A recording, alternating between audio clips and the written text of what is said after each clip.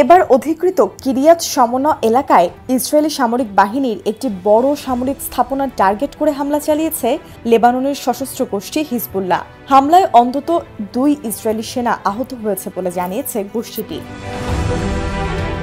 Hezbollah জানিয়েছে, ফালাক রকেটে ভারী বিস্ফোরক বোঝাই করে এই হামলা চালানো হয়।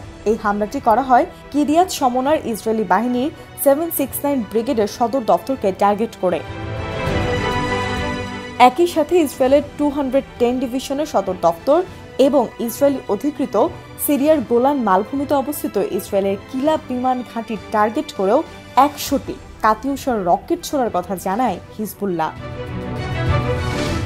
হিজবুল্লাহ আরও জানিয়েছে, লেবাননের সীমান্তের কাছে ইসরায়েলি সেনাদের জারিত ব্যারাকেও বুরকান রকেট ব্যবহার করে বড় হামলা চালানো হয়েছে। হামলায় ফালাকের মতো ভারী ওয়ারহেড সহ অন্যান্য রকেটও ব্যবহার করা হয়।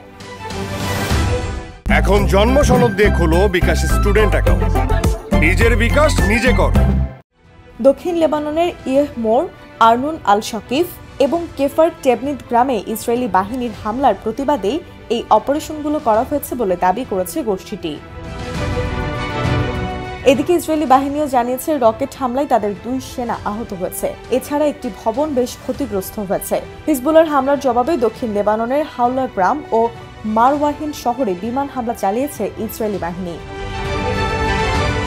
আপার গ্যালিলের মার্গালিয়ট মোশাভা একটি ইসরায়েলি সামরিক অবস্থানেও হামলা চালিয়েছে হিজবুল্লাহ। এছাড়া কাতিউসা রকেট ব্যবহার করে ইলিট ব্যারাকে ইসরায়েলি সামরিক বাহিনীর 91 ডিভিশনের নতুন প্রতিষ্ঠিত সদর দপ্তরকেও টার্গেট করে গোষ্ঠীটি।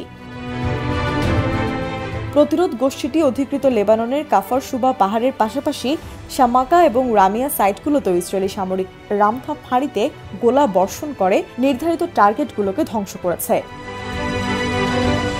ইসরায়েলি অধিকৃত অঞ্চলের উত্তর অংশের স্লোমি শহরে ইসরায়েলি সেনাদের একটি আবাসিক ভবনও হিজবুল্লাহ রকেট হামলার শিকার হয়েছে।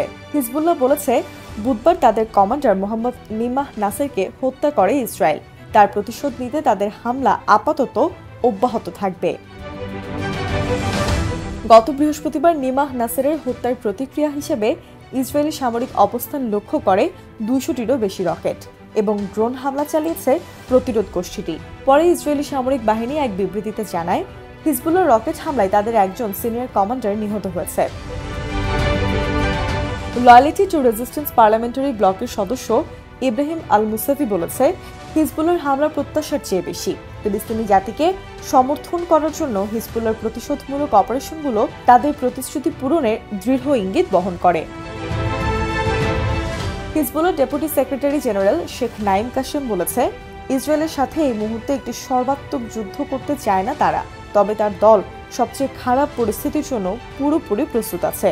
রাশিয়ার স্পুটনিক রেডিও স্টেশনে আরবি সার্ভিসকে সে বলেছে, তারা রাজনৈতিক বিশ্লেষণের ভিত্তিতে তাদের সামরিক অবস্থান তৈরি করে না, বরং তথ্য এবং পরিস্থিতির বিবেচনায় সিদ্ধান্ত নেয়।